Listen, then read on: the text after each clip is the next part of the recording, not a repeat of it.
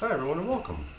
I'm down here in my wormery and I've got a bin, it's this green bin right here, that has African nightcrawlers in it that I'm preparing to try to depopulate of worms. Let me get you closer here. I only had that piece of paper on top just to give the worms underneath a little bit of darkness so that they wouldn't be so shy and that they would come out for the camera. And a couple came out, but for the most part, the only covering I've had on here for a while now is this piece of plastic. And the plastic has been doing the job of keeping the moisture that's in the bin from evaporating away. And this other piece of paper was actually resting right under the plastic while it was still an entire sheet of paper. But over the weeks, right beneath where the plastic was, where the moisture was recirculating, that piece of paper got completely soaked, and all that remained of it was just a kind of an outer edge. The entire inside of it had been eaten up by the worms. So the worms in here have been in this bin for quite a while now. I've got a little list of statistics here to show, and the overall day count on this bin is now 104 days. So it's been 104 days since this bin got populated with these African nightcrawlers, and over that time, while I was in this composting phase, as I consider it, the bin was given 10 feedings over the course of 76 days. And at one point, I just sort of decided, hey, I'm kind of running out of space in here. It's not a very large bin. And I just wanted at that point to sort of halt the feedings and give the worms a real opportunity to start really breaking down whatever remained in the container, because there was all kinds of bedding scraps, food scraps, all kinds of stuff remaining in there. So on day 76, it received its 10th and final feeding. And that 10th and final feeding actually consisted of a material that, in my experience, always takes a very, very long time to break down: corn cobs. But I had broken up the corn cobs into little tiny pieces. I chopped them up rather than throwing them in whole. And even though it did seem to help those corn cobs break down pretty quickly, they're probably still all intact for the most part, with the exception of what parts of it might have been consumed by now. So other than the castings in this material, I would have to think that there's probably still a bunch of corn cobs in here. So my plan for today was to sort of bring a close to this second stage here that I refer to as, sometimes I call it starving because they're not getting fed anymore. Other people have used the expression foraging, which I really like. Makes sense, because that's exactly what they're doing at that point. They're not being handed a whole bunch of yummy food. They're actually being sort of forced to pick through the remains of any leftover food that was placed in there previously and do away with it. So that starving/foraging phase has been going on for 28 days now, for 4 weeks straight. We've checked in a couple times, and we've actually had a chance to observe how those corncob bits are breaking down, but I'm expecting to find a pretty good number of them in here. So my first step is going to be to extract those corncob bits, collect them all together, and then what we're going to do is we're going to initiate this final stage, which I consider to be the migration phase. So different people harvest their castings in different ways. In this case, we're going to be harvesting the castings by actually convincing the worms to exit the material themselves voluntarily by creating a really nice space for them on one edge of the bin. And then over time, they'll just naturally be drawn to that area in the bin because everything else in the bin has pretty much been depleted. So that nice, fresh pile of food that we're going to be placing in here today is going to become sort of the attractor, hopefully luring them away from all the compost in the bin, enabling us to harvest simply by pulling that finished compost out and then scooping out the worms and relocating them. So other things I've got out here on the table, as you might be able to see, are a couple different types of food items. There's coffee, which is one of my staple food items. And over here in this container, there's a variety of different, I think there maybe some vegetables, some fruit for sure. I think mango, maybe apple, maybe, I'm not sure what that is. Maybe it's potato skins. They're pretty much frozen solid, and I'm giving them a little bit of time to thaw out so it'll be easier for me to break it apart and place it into the bin when we're ready. And the only other stuff you'll see over here on the side are my glove, trusty glove. I'll be putting that on. And I got a little bit of cardboard I was going to use as bedding underneath the feeding area. A little bit of grit to include with the food. And I've also got that piece of newspaper that was covering things up. I'm going to use that as bedding as well. So before I get started, I just wanted to go over what I've got out here and what the game plan is. So let's get to work. Now another thing I'm going to be doing in here while we're working is also trying to determine if I want to continue with the covering of plastic over the bin during this phase, or if it's time to just cover with something a little bit less, something that allows for some evaporation of the moisture out of the bin. Not much, maybe just cover up with a sheet of newspaper, which would allow the surface to get a little bit dry and just allow the bin overall to shed a little bit of its moisture if we feel that the compost in here is a bit more damp than we would like. Or maybe we'll just decide that we don't want this to dry out any further, and we'll keep the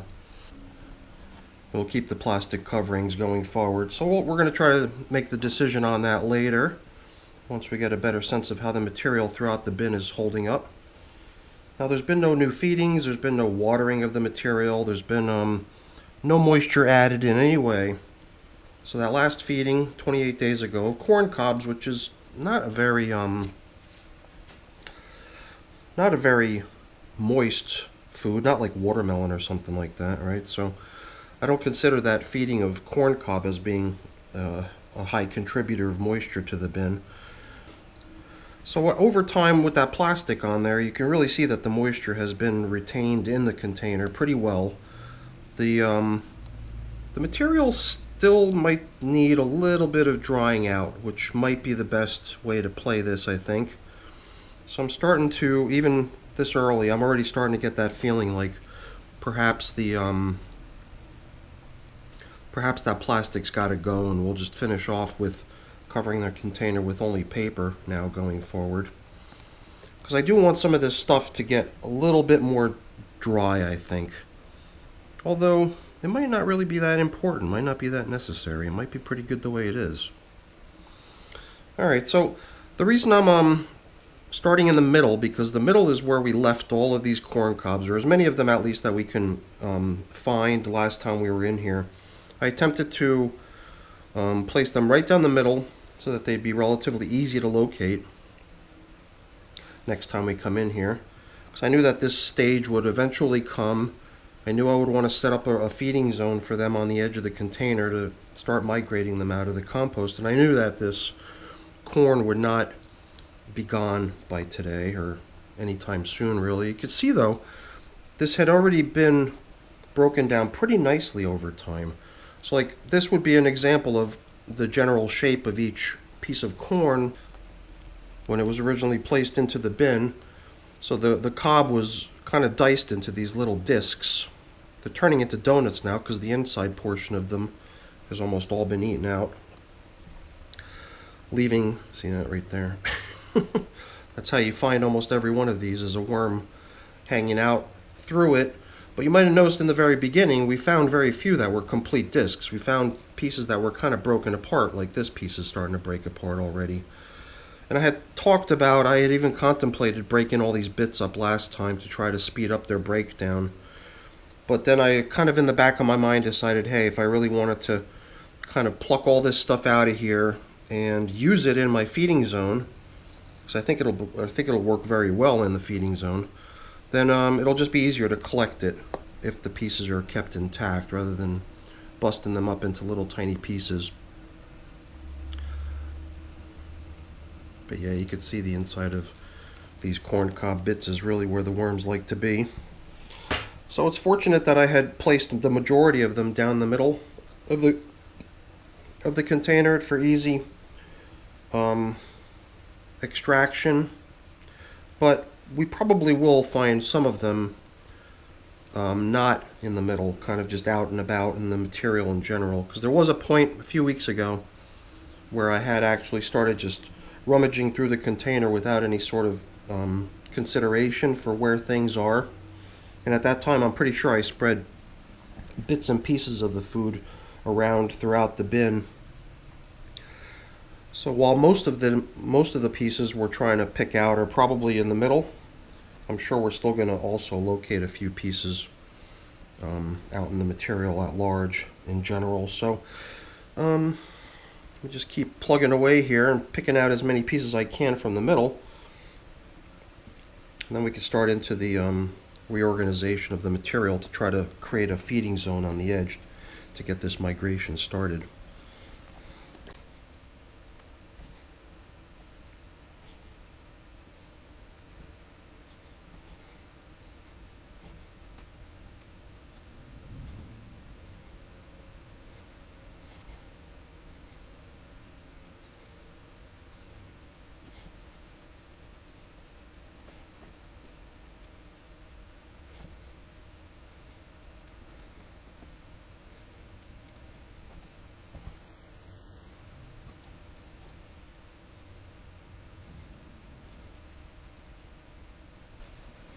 I think I've gone through the majority of the material. And you can see I don't know, filled this tray up about halfway. It's got a little bit of weight to it. And I know a lot of it's castings too, but it's mainly food. It's all food that if it was still in this material, it would continue to provide the worms a reason not to leave. So it's the reason I just wanted to take the time to really go through this thoroughly. And you know, as I was doing it, I thought to myself, well, how could I have really prepared for this moment a little bit better to reduce the amount of time that it took to sift out all of those bits of corn? Because I'm looking at the camera rolling here. It took a good, you know, maybe a 10, 12 minutes to do that. Maybe even more. But if I think back now, maybe if I had cut those chunks of corn a little bit larger, they would have stayed intact and not fallen to bits the way they had, and I could have more easily removed them.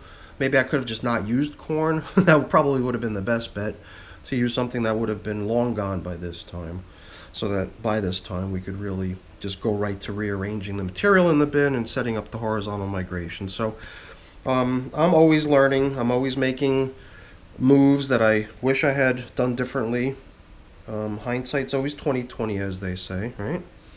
But you know, next time I'll do it differently for sure. If I know I'm heading towards the point where my bin is almost full and I'm going to want to migrate them in this way, and I want them to really focus on foraging and depleting the finished compost of any scraps, then I would try to make sure I'm, at that point at least, feeding them materials that are much more quickly broken down than something like corn. So, note to self in the future.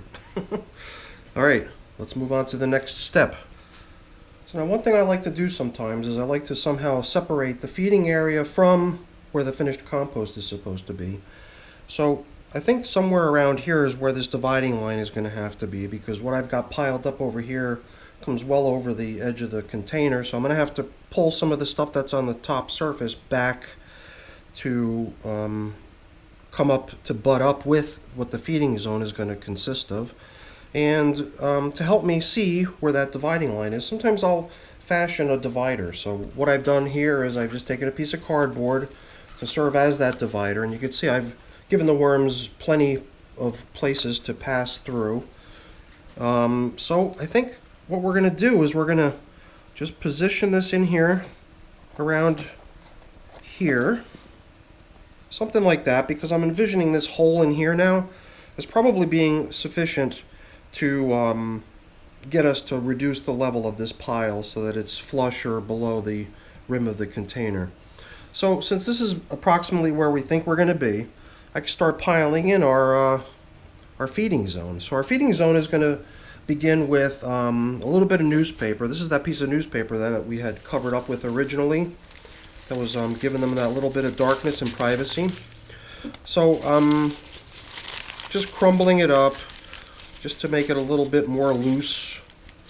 And I'm putting it in dry because the foods that we're giving them, a bunch of frozen fruits, I think they're going to kick off a bit of moisture once they start to thaw out. So I'm not too worried about this being exceedingly dry. I think it'll all even out pretty good at some point soon. So now here we've still got the corn. I think the corn will go in, but we're going to put in a little bit more bedding down here on top of this newspaper.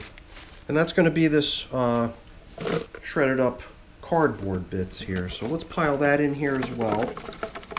Yeah, you know, I've left a couple pieces here just in case we want to use some of this to cover up with at the end. So since we might not be using plastic to cover up with, since we might want to let this material air out a little bit, we might be covering up with only paper. And without much of a barrier to protect this feeding area from emitting a really delicious smell which might draw flying insects, I feel better trying to layer some stuff over the more sweet, yummy foods that they're getting. So that's why I thought maybe some of that cardboard could be placed in on top of the food, and then maybe we even pour that coffee over that, and that'll create a nice scent barrier to keep the smell of the yummy, sweet fruits and stuff down within the bin so as not to attract insects. So let's see here. I think we're ready to start placing food in here. So these pieces of food might be more easy to recognize now that they've thawed out. I mean, they're still frozen to a certain point, but I believe this might be peach, if I'm not mistaken. It's starting to have a little bit of an odor, even though it's frozen and only partially thawed. I can already start to smell what it is, and I believe it is peach. And now this too, as it's thawing out, it becomes a little bit easier to see what it is, and I believe it is peelings off of a potato. And you can see this stuff is kicking off moisture, and it's simply because it's thawing. A lot of stuff, as it thaws, kicks off the moisture that it was in it. And I think that this moisture should balance out nicely with the dry bedding that we're using around it. Okay, so on top of this food, we can also use as sort of a scent barrier what remains of this corn cob. Because even though this is, you know, if you smell corn right after it's been cooked, it's got that nice sweet smell to it. I mean, at this point, this stuff really has no odor. The interesting thing about a compost bin is that a lot of times you have a hard time distinguishing what the contents of your leftover foods in your worm bin are, because there's no scent. There's usually no residual smell of whatever the foods were, oddly enough.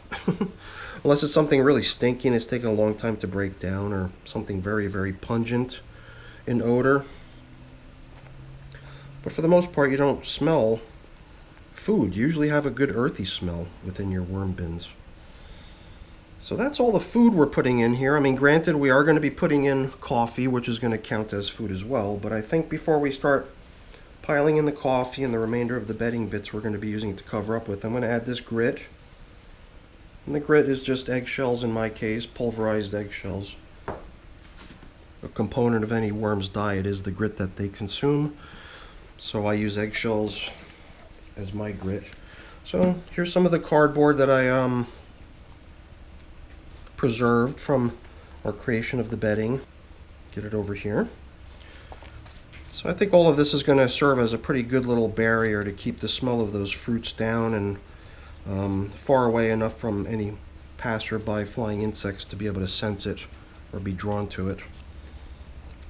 Okay, so now other things we have lying around here is this piece of paper that was also covering up the material slightly right in the middle, if you recall. So we'll just put this in here as additional bedding too. Also kind of damp, bringing some moisture with it. And the coffee grinds are also a little bit damp too, so they're going to be bringing some moisture with them as well. And not only moisture, but yet another piece of bedding, which is the coffee filter itself, going in with the coffee. So let's see if we can get this in here gracefully without making a big mess. I guess this coffee filter can just sit up here as a nice additional layer to protect the food from getting invaded by pests. And then I think the coffee resting on top is not something that has the tendency to draw insects. I think it should be fine as far as the top covering. So that's our feeding zone. Hopefully it's going to attract a lot of worms.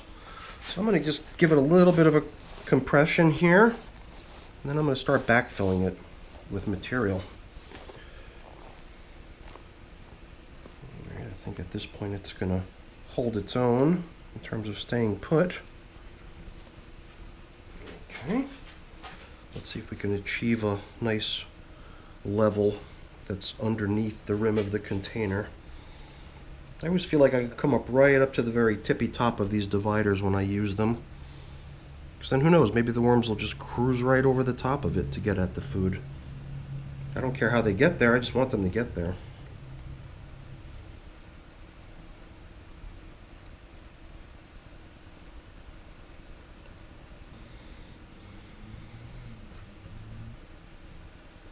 Well, I look around and I feel like we've pretty much used up everything that I had out on the table. I've got all the food has been depleted, the coffee's gone, all the bedding I set aside.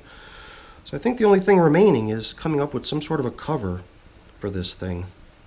Because I think it is time to allow this material to dry out a little bit. And as it dries, it'll also become less and less appealing for the worms to stay in. Basically serving as another driver to not only be lured out, but also sort of be repelled out, if you want to think of it that way. So I think the only thing that remains is coming up with some sort of a covering for this thing. Some sort of a, I guess a piece of newspaper would probably be sufficient. I wanted to be able to allow some of the moisture in the bin to evaporate out. The newspaper does a pretty good job allowing a little bit to go out, but not too much, so it's usually a pretty good covering. So the covering for this will go all the way out to the edges almost, covering up almost the entire bin. It's just one sheet of newspaper folded, I guess it's 2 layers here, 4 layers on the outer edges. So it's pretty thick in places. And at the very edge over here, right over the feeding zone, we are going to try to promote the recirculation of moisture. So we're going to bring back the plastic bag that had been covering things up previously, making the entire bin nice and damp and cozy for them. But from this point forward, we're going to start allowing the rest of the bin out here to evaporate, become a little bit more dry, become a little bit less comfortable, while over here, any moisture that's in the bin will collect on this plastic and fall back down, making the material over on that side a lot more cozy, a lot more damp and attractive to the worms, hopefully luring the worms out of the finished compost and over into the feeding zone. Alright, so what remains to be seen at this point is what TBD comes out to be. What amount of time is it going to require for the migration to occur? It was just a few days ago that I did complete another bin, migrating the worms out of the material, the same as what we're trying to accomplish here. And there, I had 2 stretches of luring worms out and scooping worms out. The first one was 17 days, during which time the material was replenished, and maybe 2 or 3 times. I think there were 3 feedings that made up that first haul of worms after 17 days. And then the area over here, the feeding area, was replenished, restocked, and another 12 days was allowed to go by. And after that 12 days, the compost was found to be more or less depopulated of worms, allowing us to harvest those castings after we scooped out the worms and moved them into their new home. So hopefully it goes just as easily here, keeping my fingers crossed. And only time will tell, so we'll see. Alright everyone, that's it for today. Hopefully you enjoyed the video. If you did, as always, please remember to give me a thumbs up. That's always really appreciated, and also consider subscribing to the channel as well. That's really appreciated too. Alright everyone, have a great day. Thanks for watching. Bye-bye.